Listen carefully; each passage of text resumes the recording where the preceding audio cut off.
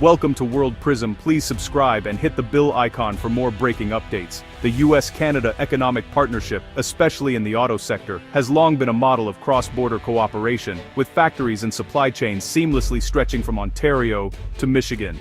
For decades, this relationship has allowed both countries to benefit from shared innovation, resources, and a highly skilled workforce. This collaboration supports millions of jobs and entire communities on both sides of the border, fueling local economies and providing stability for countless families. But today, that partnership faces its greatest test in decades. A growing trade conflict threatens to unravel years of shared prosperity, as both governments struggle to find common ground amid rising tensions. Tariffs and political brinkmanship now endanger the seamless supply chains that power the North American auto industry, creating bottlenecks and delays that ripple through every stage of production.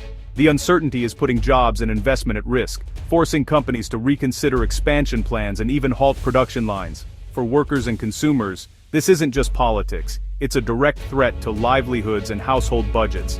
Rising costs and job insecurity are already being felt in homes and communities across both nations. The CUSMA agreement, once a symbol of stability and cooperation, now hangs in the balance as President Trump's actions cast doubt on its future.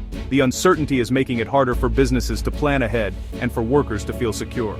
As both nations dig in, uncertainty spreads, chilling investment and complicating long-term planning for automakers, suppliers, and even small businesses that depend on the industry.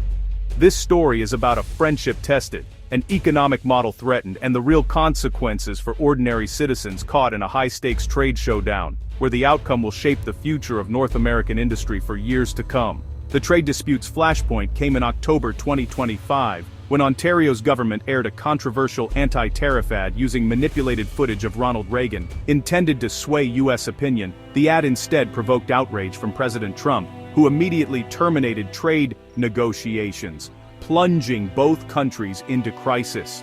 This wasn't the first act of retaliation. Ontario had already led a boycott of American-made liquor in response to U.S. tariffs, turning liquor stores into a battleground.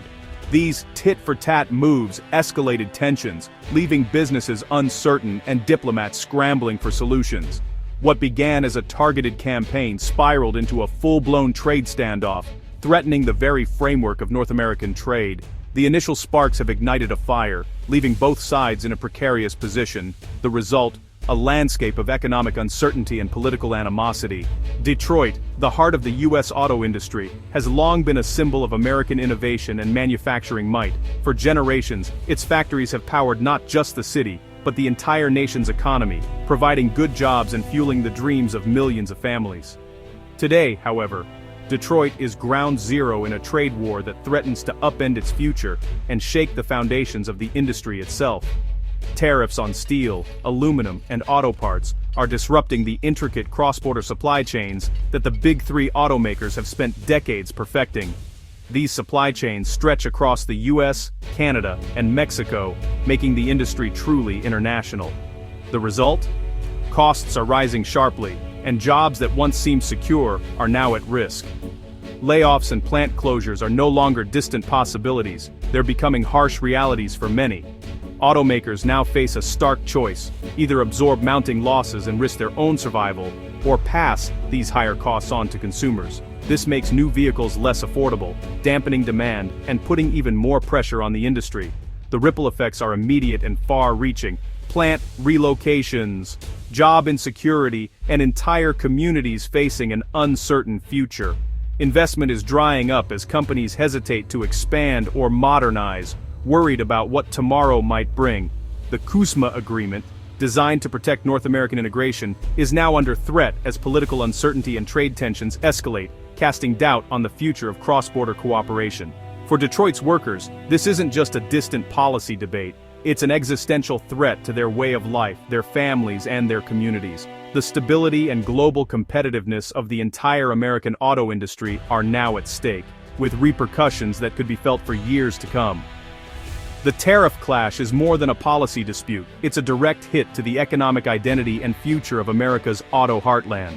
Canada, under the leadership of Prime Minister Mark Carney, is responding to the challenge of U.S. tariffs with a bold, two-pronged strategy. diversification, and defiance. This approach is not just about weathering the current storm, but about fundamentally rethinking how Canada engages with the world economy.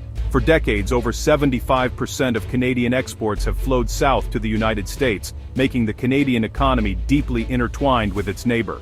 Now, faced with unpredictable U.S. trade policy, Canada is urgently seeking new markets in Asia and Europe, as well as exploring opportunities in emerging economies. By expanding trade routes to Asia, Europe, and South America, Canada hopes to reduce its vulnerability to any single trading partner and create a more balanced portfolio of international relationships. Trade missions are being launched and new agreements are in the works, all with the goal of building a more resilient economy, one that is less dependent on the shifting winds of U.S. policy and more capable of standing on its own. In the short term, Canada isn't shying away from retaliation.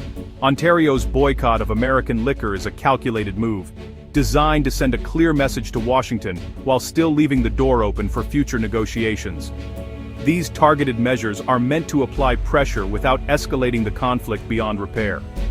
This careful balancing act is about showing strength and resolve, while also keeping options open for a diplomatic settlement that could restore stability to the trading relationship. The era of taking the U.S. trade relationship for granted is over. Canada is now forced to adapt, innovate, and look beyond its traditional comfort zone. As the world becomes more interconnected, Canada is preparing for a future built on a wider network of global partnerships, forging new alliances and strengthening old ones.